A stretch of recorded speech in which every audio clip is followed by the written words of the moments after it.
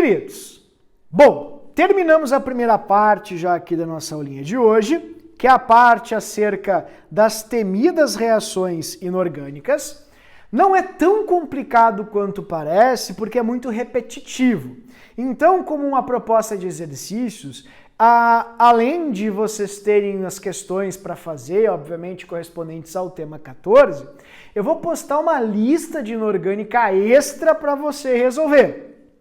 E nessa lista você vai ter vários e vários exercícios reprodutivos, assim, mecânicos de inorgânica para você praticar, tanto a parte de reações, quanto a parte de nomenclatura e tal. Porque, repito, é uma matéria que ela é extensa, antigamente não caía tanto, mas atualmente está aparecendo, tem aparecido nas provas mais recentes, né?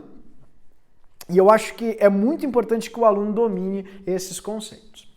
Portanto, dado o aviso, vamos passar para duas partes bem mais acessíveis agora, que são as partes correspondentes aos indicadores de ácidos e bases, enfim, que são bem simples. Eu vou mostrar para você, preparei tudo aqui direitinho, e eu queria que você desse uma observada primeiro nessa experiência aqui. O papel de pH. Esse aqui, ok? Você tem duas soluções aqui, uma de base e outra de ácido, a gente quer saber qual é qual. Para você fazer isso, você pega o papel de pH, perceba as cores que ele tem, vou colocar aqui para você, ó, essas são as cores, deixa eu ver se ele fica, não vai ficar, eu acho que não tem muita luz. Tá, mas depois eu posto uma foto aqui junto do papel de pH para você ver. Ali, agora dá para ver, ó. Essas são as cores, tá vendo? Ali direitinho, aqui. Beleza. Olha o que eu vou fazer agora, preste bem atenção. Eu vou colocar um papel aqui nesse primeiro.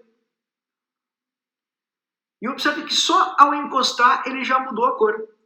Olha ali, ó. Tá vendo? Ficou assim.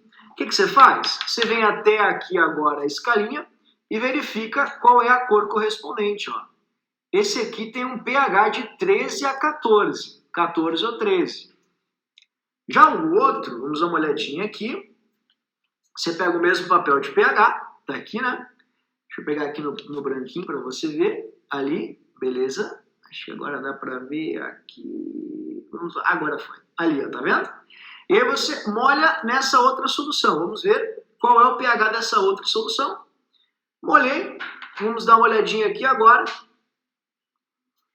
Olha ali. Ficou assim. Vamos procurar então qual é a escala. Ó, é um pH super ácido, tá entre 1 e 0, tá vendo? Justamente é o que eu tenho. Então assim você descobre qual é o pH, o caráter da solução, a partir do papel pH, ok? Viu só? Bom, o professor fez nessa experiência o quê? Uma medição do pH. Eu não vou entrar efetivamente no porquê que o pH se chama pH, quem descobriu, onde entra o logaritmo, porque a ideia não é aqui trazer os aspectos quantitativos ainda, e sim qualitativos, ou seja, o que é o pH. Né? O pH vai de 0 até 14, tá? Aqui tem um zerinho, né? Deixa eu colocar o 0 aqui só para ser mais coerente. Então vamos colocar aqui o 0, assim, prontinho. De 0 até 14, tudo bem? E você pode medi-lo com o papel pH que você tem aqui do lado. Exatamente esse que você está enxergando aqui e que eu usei, obviamente, na experiência. O pH, ele é uma escalinha de acidez e basicidade. Então, quanto mais perto do 0, vamos lembrar, mais ácido é o meio. Então, por exemplo, se você quiser saber, pô, a solução que eu tenho, o líquido que eu tenho, é ácido ou é básico? Como eu fiz ali na experiência, você viu? Na experiência, você tinha ali dois líquidos incolores. E aí, qual deles é ácido, qual deles é básico? Eu não vou provar, não vou botar meu dedo, eu não vou jogar em algum lugar, eu vou testar por intermédio, obviamente, de recursos, de utensílios, de dispositivos. E o papel pH é um destes. O papel pH vai indicar a escalinha de pH. Se o papel pH indicar que se encontra mais perto de 0, significa que é ácido meio. Como você viu ali no experimento onde eu usei e ficou bem perto de zero, se não me engano deu até zero. Tá? Deu zero na verdade. Então, para este lado, cresce a acidez. Quanto mais perto de zero, mais ácido é. Em contrapartida, do outro lado, você encontra os meios alcalinos. E quanto mais perto de 14, mais alcalino é. A alcalinidade. Desse jeito. Lembrando que é aqui que você vê o caráter básico dos meios. Então, quanto mais perto de 14, mais básico é, maior é a alcalinidade, obviamente tendendo até uma base corrosiva, como a soda cáustica. Interessante salientar que não existem apenas dois caráteres. Não existe só o ácido e só o básico. Existe também um caráter intermediário, que não é um e nem outro. E esse caráter é o neutro. E a neutralidade você encontra quando o pH se encontra no 7. Sempre que o pH se encontrar no 7, você tem, obviamente, um meio neutro. E é interessante salientar, queridos, que quando você usa uma solução, por exemplo, ácida, vou fazer aqui com você para você ver. Vamos supor que você esteja medindo ali a escalinha de pH, tá vendo? Ó, vamos ver aqui no aplicativo, pH. Ó, o pH da água é 7, ele é neutro, tudo bem? Vamos supor que você coloque, ao invés de água, então eu vou tirar a água aqui, vamos supor que você coloque suco de laranja. O suco de laranja já tem um pH abaixo de 7, sendo classificado como ácido. Tá, vamos supor que esse suco de laranja agora esteja muito ácido e não está palatável, não está agradável para mim. Eu quero diminuir a acidez desse suco de laranja. Será possível fazê-lo? Sim, uma forma de diminuir a acidez do suco de laranja é fazendo o quê? Jogando água. Se você jogar água, você vai deixando seu suco aguado. E se você vai deixando ele aguado, você vai deixando ele com características de água. Veja que o pH está cada vez mais se aproximando de 7. Porque vai ficando com tanta água, mas tanta água o seu suquinho de laranja, que ele é praticamente água. Fica muito aguado. E engana-se quem acha que o pH vai passar de 7. Porque veja, eu estou colocando água. E se eu estou colocando água e o pH da água é 7, significa que o máximo que pode chegar é na água. Quando o seu suco for praticamente, como você está vendo, água pura. E aí você pode enxergar ali, ó, 7. Só a água que tem ali, teu suco já está tão diluído, que é o nome dessa técnica, que basicamente nem tem mais nada quase para você sentir. Então, não pode passar de 7. A mesma coisa acontece quando você coloca, por exemplo, uma solução básica. Eu vou pegar aqui vamos lá, deixa eu ver, o cuspe. Deixa eu ver se o cuspe... o cuspe, que obviamente tem praticamente água, ele tem um certo pH alcalino, ele é um pouquinho básico, tá acima de 7. Então, se eu pegar e começar a colocar água, tá vendo? Ele não vai aumentar, porque o pH da água é 7. Então, se você começa a colocar água, ele vai caminhar para o 7 e não vai passar de 7, porque vai ficar praticamente só água.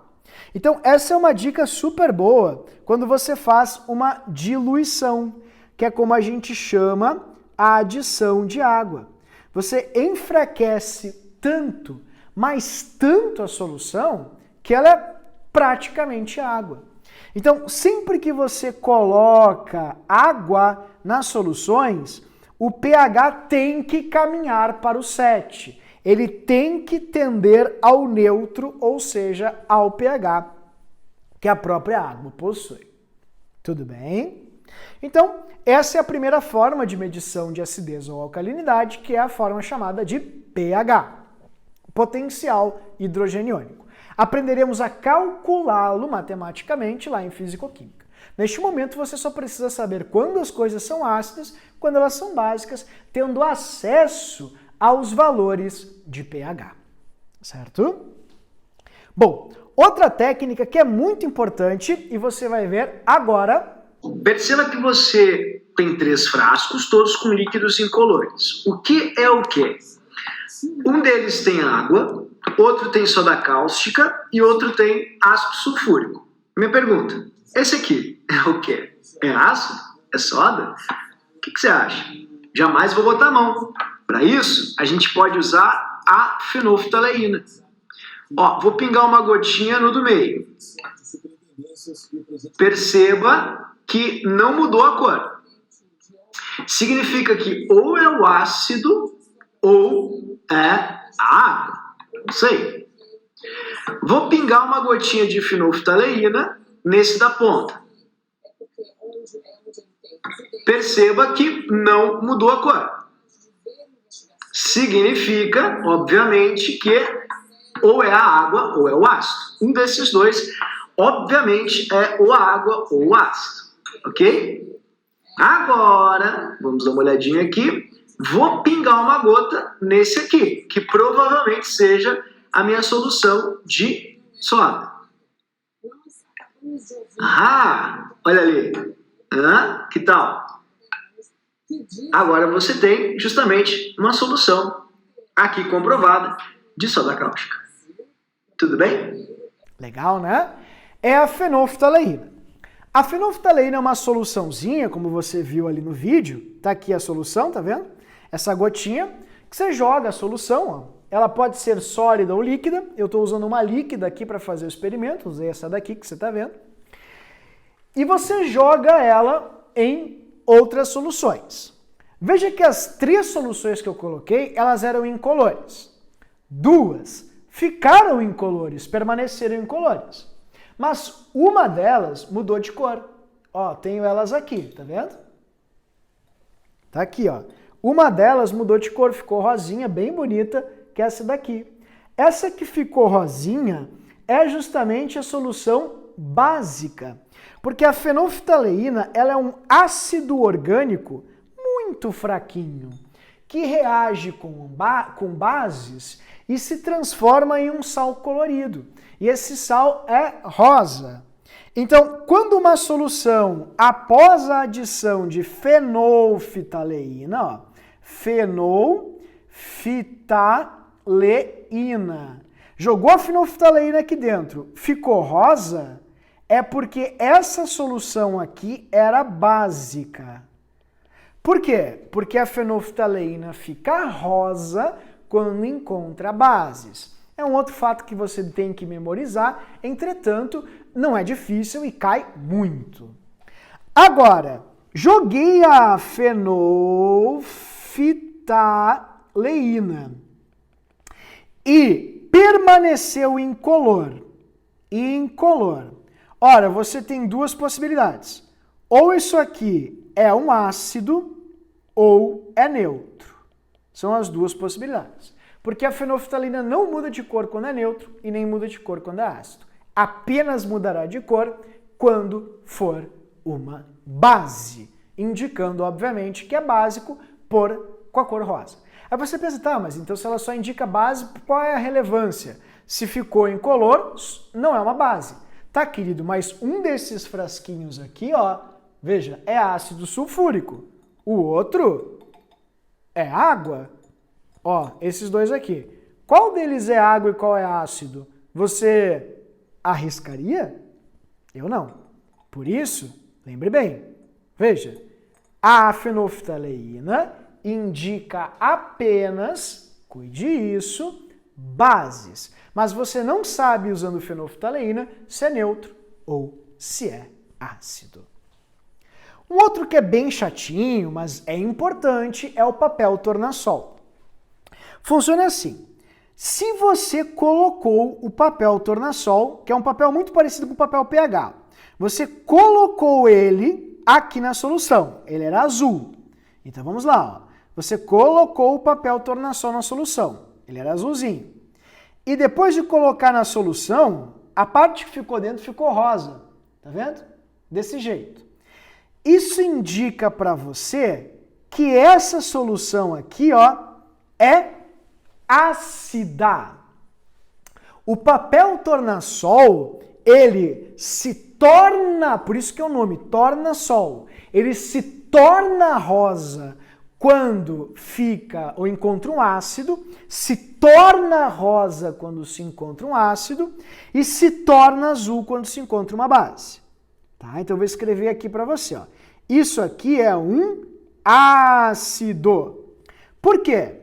Porque ele se torna rosa quando ele encontra uma solução ácida.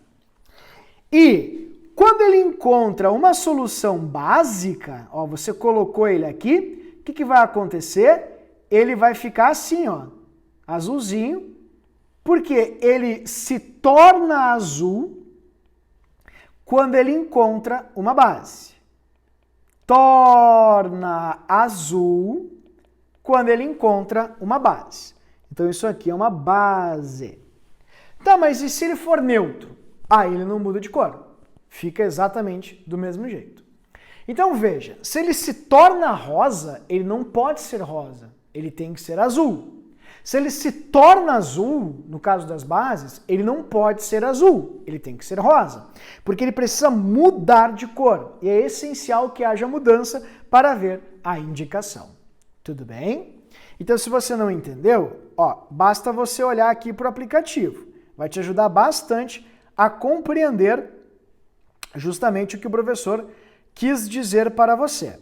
Tá? Deixa eu achar aqui, prontinho. Aqui está o meu papel tornassol. Tá aqui o meu papel tornassol, tá? Ó o papelzinho. Ó, você colocou um ácido. Coloquei. Ele se torna vermelho, rosa, né? Quando é um ácido. Ele não era. Agora eu vou colocar uma base. Ele se torna azul, viu? Torna azul quando você encontra, ou ele encontra uma base. Certo?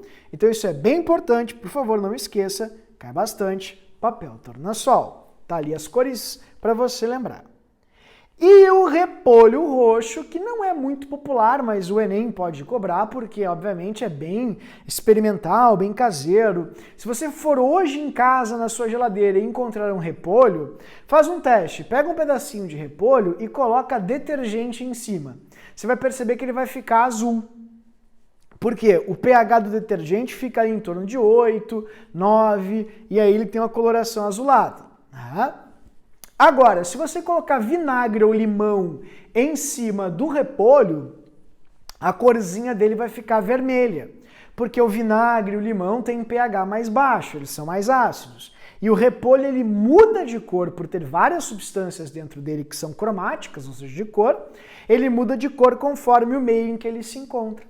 Essa é a escalinha de cor, você não precisa lembrar das cores efetivamente, mas é legal lembrar que o repolho roxo pode ser um indicador sim de ácidos e de bases. Ele tende então ao vermelho quando ele é ácido ou encontra ácido e tende lá ao amarelo, verde e amarelo quando ele encontra as bases. Não precisa decorar as cores, repito, mas precisa lembrar que o repolho roxo pode ser um indicativo de acidez e basicidade. Se isso cair na prova, eles vão dar para vocês as cores e vão dizer assim: um aluno percebeu que ficou azul. Isso significa que a solução testada é uma solução básica, literalmente. Então você vai ter acesso a esses dados para poder fazer essa dedução. Entendeu?